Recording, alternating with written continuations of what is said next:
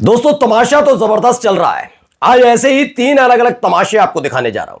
पहला है वक्फ संशोधन कानून को लेकर, जिसमें अब वही करने पर उतारू हो गए हैं जिस बात की चिंताएं और शिकायतें लगातार मुस्लिम समाज जता रहा था।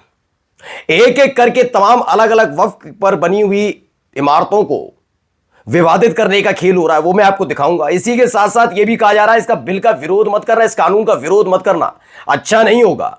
कार्यपालिका न्यायपालिका के बीच का फर्क इस देश के एक मंत्री जी बता रहे हैं। आज इन्हें याद आता है कि कार्यपालिका और न्यायपालिका में फर्क क्या है। यही नहीं, आज मैं आपको दिखाने जा रहा हूं कि वक्फ संशोधन कानून के खिलाफ पहले पश्चिम बंगाल से आवाज उठी कि वहां पर यह लागू नहीं होगा, तो वहीं एक और राज्य ने ऐलान कर दिया है कि किसी भी कीमत पर इसे लागू नहीं करेंगे। मांग थी उसको लेकर। और तो और आज मैं आपको दिखाने जा रहा हूं कि कैसे रामजी लाल सुमन के खिलाफ झंडा बुलंद करने वालों की पोल खुली है। करनी सेना के नाम पर जो उत्पात काटा गया, उसके बाद एक लाइन में बता दिया करनी सेना है क्या और उसकी असलियत क्या है। और इसी के साथ साथ आपको दिखाऊंगा पार्षद से विधायक बने अपनी जिन हरकतों से बने थे, उन्हीं हरकतों को लगातार लागू किया जा रहा है। और अब डराने धमकाने की जो रफ्तार है उसमें काफी तेजी आ गई, तरक्की कर ली है बीजेपी के विधायक ने। नमस्कार, मैं हूं प्रज्वल गौतम और आप देख रहे हैं the live TV. The live TV, सच सबसे आगे। पहले एक खबर दिखाने जा रहा हूं, जर्नल मिरर की एक खबर है। इसमें यह बताया गया है, देखिए पहले थोड़ा सा वीडियो मैं आपको दिखा दूं क्या कह रहे हैं। उन्होंने जो है हमारा पक्ष तो लिया, लेकिन उसमें से जो बात बताने की थी वो क्लिपिंग कर दी, सिर्फ मेरा फ़ोटो दिखा दिया, बाकी सारी अपनी उन्होंने जो दूसरी पक्ष की बातें थी वही उन्होंने दिखाई। दरगाह अल्हम्दुलिल्लाह कमोबेश 300 साढ़े 300 साल से है। कौन लोग हैं जो ये आरोप लगा रहे हैं? ये गाँव के ही लोग हैं। अब देखिए क्या खबर है, जर्नल मिरर की खबर है। संभल से जुड़ा हुआ मामला तो आप जानते हैं, संभल इस समय केंद्र बन चुका है। 300 साल पुरानी दरगाह जनेटा शरीफ को प्रशासन ने नोटिस भेज दिया। 300 साल पुरानी, जिम्मेदार बोले दरगाह वक्फ की संपत्ति पर बनी है, लेकिन मीडिया वाले झूठी खबर चला रहे हैं कि यहां पर हॉस्पिटल था। याद करिएगा, एक मैंने आपको दिखाया था, कपिल सिब्बल ने कार्यक्रम में द राइट माइक का प्रोग्राम था, उसमें उन्होंने बताया था द राइट माइक के प्रोग्राम में कि किस तरीके से जो 300 400 साल पुरानी मस्जिदें हैं, दरगाह हैं और तमाम अलग अलग जो मुस्लिम समाज से जुड़ी हुई इमारतें हैं, उनको लेकर उनके कागज मांगे जाएंगे। अब कागज तो भाई अगर देखा जाए तो दूसरे समुदाय और संप्रदाय के लोगों के धार्मिक स्थलों के भी नहीं होंगे, 300 साढ़े 300 साल पुरानी, लेकिन इसी के जरिए से विवादित किया जाता रहेगा। और इस देश में मीडिया को तो आप जानते ही हैं, खुले तौर पर वो किसका साथ देती है और कैसे देती है। तो अब जिम्मेदार कह रहे हैं कि भाई यहां पर 300 साल पुराने से है ये दरगाह, लेकिन मीडिया वाले कह रहे हैं हॉस्पिटल था और उसके बाद ये दरगाह बना दी गई। यानी एक एक करके वही किया जा रहा है जिसका डर सता रहा था, लेकिन तब ये सुनने को तैयार नहीं थे।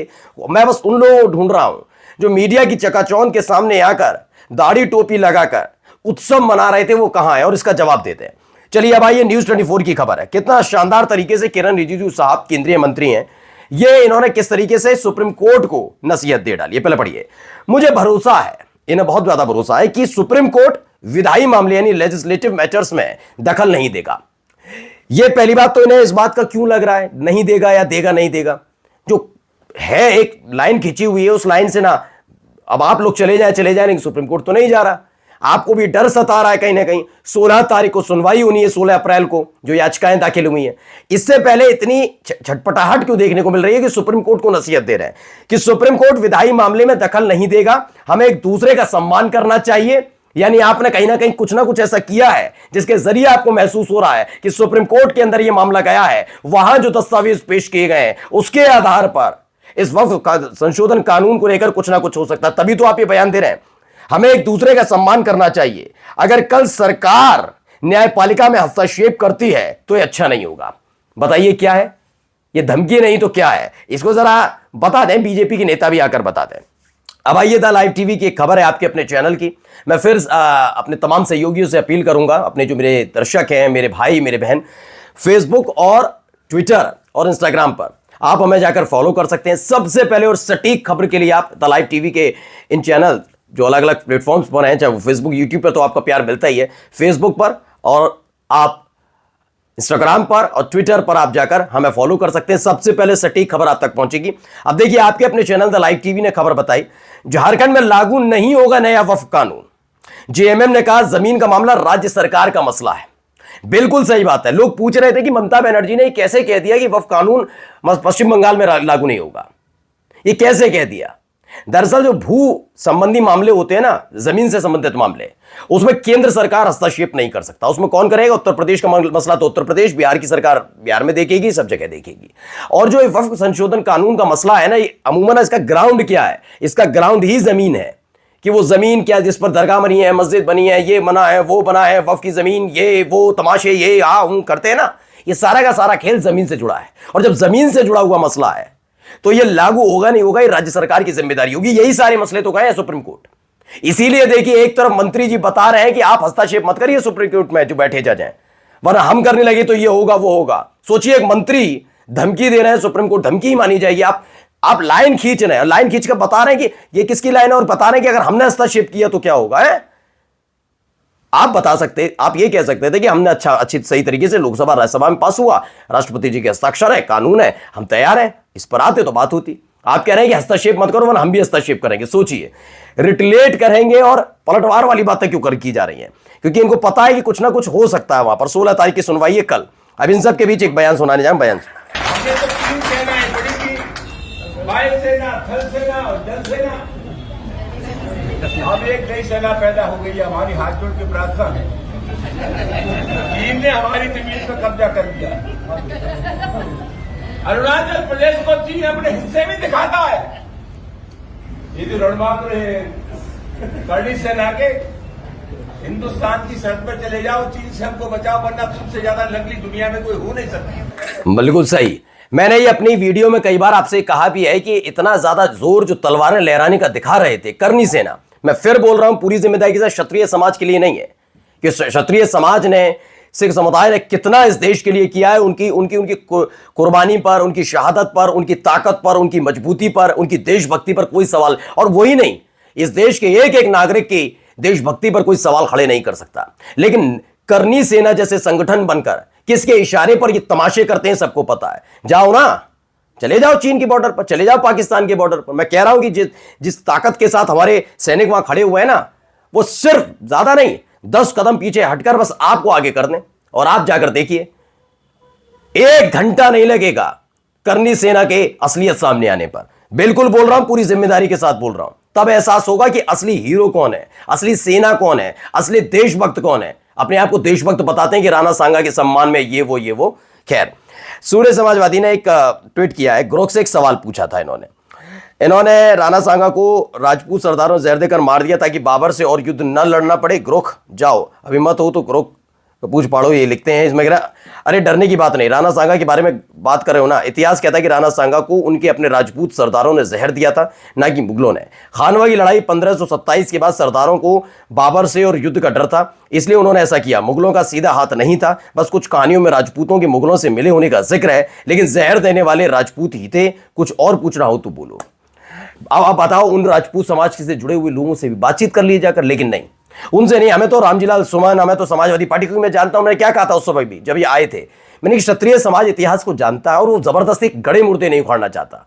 क्षत्रिय समाज हो, ये वो समाज है जो विकास में हमेशा आगे बढ़ने की कोशिश करता है, सारा पूरा हिंदुस्तान भी करता है। लेकिन मैं क्षत्रिय समाज बार बार इसलिए आ रहा हूं कि करनी सेना का जिक्र किया जाता है, तो करनी सेना जबरदस्ती अपने आप को राजपूतों से और क्षत्रिय समाज के सम्मान से जोड़कर समूचे क्षत्रिय समाज को जोड़ने की कोशिश करती है, जबकि सब नहीं जुड़े थे। उसका सबसे बड़ा उदाहरण है आगरा में जो हुआ। क्या इतने ही क्षत्रिय हैं? मैं तो छोड़ दिए पूरे देश पर, उत्तर प्रदेश में इतने क्षत्रिय तो है नहीं, इतने राजपूत तो है नहीं, इतने ठाकुर तो है नहीं जहां जुटे थे।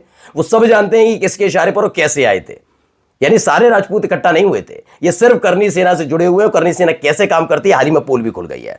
अब आइए ये वीडियो जरा देखिए। ये क्या मामला क्या है? मामला जो है तो पुलिस चली गई, मोड़ा रैली लिखी काम मारो में, तो हमारी तो जी मांगे कि बिल्कुल मकान टूटना चाहिए और बंदी को मंजूर होना चाहिए हमारे लिए, और हमारे मरीने के लिए एक नौकरी मिलना चाहिए।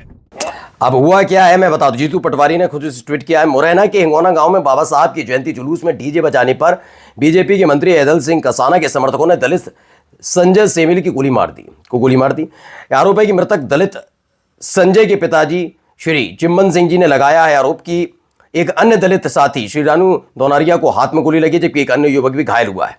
डॉक्टर अंबेडकर नगर महू के पास बेटमा में दलित दूल्हे और बारातियों को श्रीराम मंदिर में जाने से रोका गया। बार बार अनुरोध करने पर भी उनके साथ सार्वजनिक रूप से दुर्व्यवहार किया गया। तमाम चीजें वहां पर चल रही, लेकिन दलितों का सम्मान, दलितों के सम्मान में कहां उतर रहा है?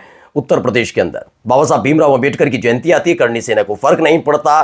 कोई आप एक तस्वीर नहीं दिखा सकते जब बाबा साहब भीमराव अंबेडकर की प्रतिमा पर जाकर माल्यार्पण किया। वहां 10 तारीख को किया था, क्योंकि 12 तारीख का अपना कार्यक्रम था, डरे सहमे हुए थे, वरना 14 तारीख को एक कार्यक्रम करने से बचते नजर आए। और अब देखिए दलितों पर अत्याचार कौन, कैसे, किसके मंत्री कर रहा है, समझिए। अब आइए एक और देखिए भाई का, ये तो मेरा भाई तरक्की कर गया। डबल चलेगा बड़े भाई, डबल चलेगा। देखो बजरंग दल का क्या है, सेवा सुरक्षा संस्कार। इसी प्रकार भाई लुधियाना चौक में भी शीतला माता मंदिर के सामने में ऐसा लगा था, वो 786 था, उसको भी शांतिपूर्वक ये चीज। तो भाई साहब मुस्लिम स्पेस लिखता है, छत्तीसगढ़ का मामला है। आमापारा रायपुर में हिंदुवादी दल के सदस्यों ने मंदिर के पास एक हिंदू विक्रेता के अंडे की दुकान बंद करवाई। इसी से इनकी भावनाएं आहत हो गई। वो बात अलग है कि ये खुद इसका सेवन करते हैं ना, कोई दिक्कत नहीं होती। अब जरा इनको भी सुनिए। चलो चलो पहुंचे आवे, ये ताम जाम थोड़ा अंदर कर इसको। क्या दारू वारू बेचता है यहाँ पे ना? नहीं बेच रहा पक्का? सबसे नहीं बेच रहा पक्का? हाँ, जिस दिन दारू बिक गई तो उसी दिन आखिरी दिन होगा इस दुकान का।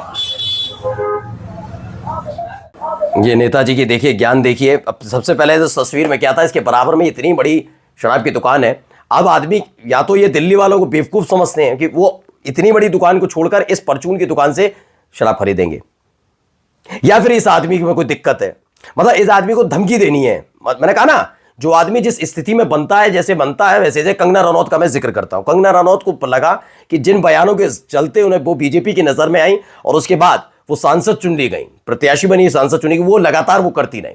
उसका खामियाजा भुगतना भी पड़ा कि किसान की बेटी ने पर उन्हें थप्पड़ जड़ दिया था, जबकि उसका समर्थन आपका अपना चैनल द लाइव टीवी नहीं करता। लेकिन इनके साथ भी वही हालत है। इन्हें मालूम है कि पार्षद से जो ये विधायक बने उनकी यही खूबी थी, तो अब ये वही काम करते रहते हैं। पहले मुसलमानों को तो जी पर हड़का लिया, अब दूसरी तरफ से चल रहा है, तो सबको लपेटे में। तो सोचिए इस कदर गिर जाएंगे, ऐसी स्थिति बना लेंगे कि बराबर में शराब की इतनी बड़ी दुकान छोड़कर कोई जाएगा परचून की दुकान पर शराब पीने। मतलब मैं सोचता हूं कोई बीजेपी वालों को इतनी तो कम से कम थोड़ी तो बुद्धिमत्ता दिखानी चाहिए। चलिए अब आते हैं जी न्यूज की। कृष्णा नगर में ब्यूटी पार्लर जिहाद, बड़ी खबर है भाई साहब, ध्यान रखिएगा। जी न्यूज की खबर है भैया, बड़ी होगी। कृष्णा नगर में ब्यूटी पार्लर जिहाद हो गया है, ये देखिए। और अनुराग भाई हमारे, अनुराग मुस्कान जी 8:15 बजे देश हित में ही लेकर आते हैं। श्याम मीरा सिंह लिखते हैं, ये केवल दलाल चैनल जी न्यूज, और मैं नहीं कहूंगा अनुराग मुस्कान जी के लिए इस शब्द का इस्तेमाल, ये श्याम मीरा सिंह ने लगे, गलती नहीं है। ये सब ऊपर से कंट्रोल किए जा रहे हैं कि मुसलमानों के लिए ऐसे भड़काऊ शो चलाओ ताकि हिंदू मुस्लिम एकता चलता रहे, ताकि हिंदू मुस्लिम चलता रहे। अगर आम हिंदू ये बात नहीं समझा तो इस देश को पूरी तरह बर्बाद होने से कोई नहीं बचा सकता। तो जिहाद तो हर तरफ चल रहा है, वो शरबत जिहाद, कभी ये जिहाद, कभी ये, कुछ नहीं मिलता तो यही चला दो। नमस्कार।